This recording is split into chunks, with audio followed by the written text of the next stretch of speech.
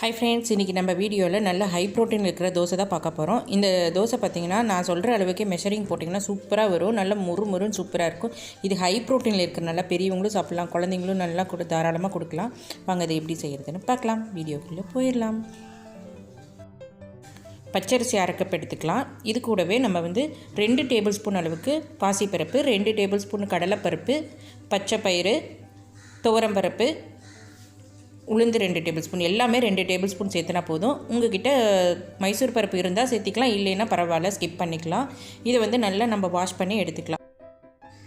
இது ஒரு 4 மணி நேரம் ஊறினா போதும். 4 மணி நேரம் ஊறினதுக்கப்புறம் நம்ம அரைச்சிட்டு இமீடியேட்டாக நம்ம தோசை சுட்டுக்கலாம். இல்லைன்னா நம்ம ஓவர் நைட்டும் நம்ம ஊற வச்சுக்கலாம். நான் இது ஓவர் நைட் ஊற வச்சுட்டு காலையில் நான் அரைக்க போகிறேன். இப்போ ஊறட்டும்.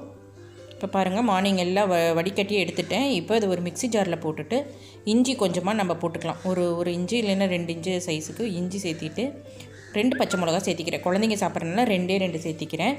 இது கூட 1 டேபிள் ஸ்பூன் அளவுக்கு ஜீரகம் சேர்த்து நல்லா அரைச்சி எடுத்துக்கலாம். இப்போ நல்லா அரைச்சி எடுத்தாச்சு. இப்போ இது கூட நம்ம பேக்கிங் சோடா ஒரு 1/4 டீஸ்பூன் சேர்த்திட்டு உப்பு தேவையான அளவு சேர்த்திக்கலாம். சேர்த்திட்டு நல்லா மிக்ஸ் பண்ணி ஒரு அரை மணி நேரம் அப்படியே விட்டுடலாம். நம்ம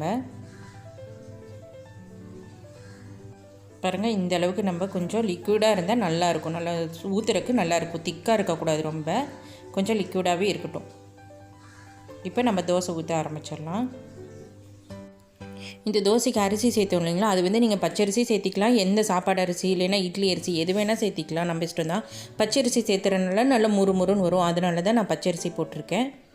பாருங்கள், தோசை ஊற்றியாச்சு. இதுக்கு மேலே கொஞ்சமாக ஆயில் விட்டுக்கலாம்.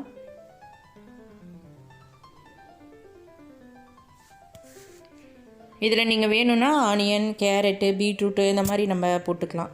கொத்தமல்லி தழை கொஞ்சம் போட்டுட்டு இந்த மாவு கூடயே நல்லா மிக்ஸ் பண்ணி அந்த மாதிரியும் நம்ம சுட்டுக்கலாம். இந்த மாதிரி ப்ளெயினாகவும் நம்ம சுட்டுக்கலாம். அவ்வளோதான், நம்மளோட சூப்பரான ஹை ப்ரோட்டீன் தோசை ரெடி ஆயிடுச்சு. இப்போ நம்ம சாப்பிட வேண்டியதான். பாருங்கள் எப்படி வருதுன்னு பாருங்கள். நல்லா இப்படி கையிலேயே நம்ம எடுத்துடலாம்.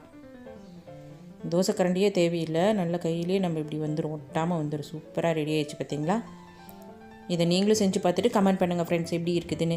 இந்த வீடியோ உங்களுக்கு யூஸ்ஃபுல்லாக இருக்குன்னு நம்புகிறேன். இந்த வீடியோ பிடிச்சிருந்தால் லைக் பண்ணுங்கள், பிடிக்கலன்னா டிஸ்லைக் பண்ணுங்கள். டாடா, பாய், see you, take care.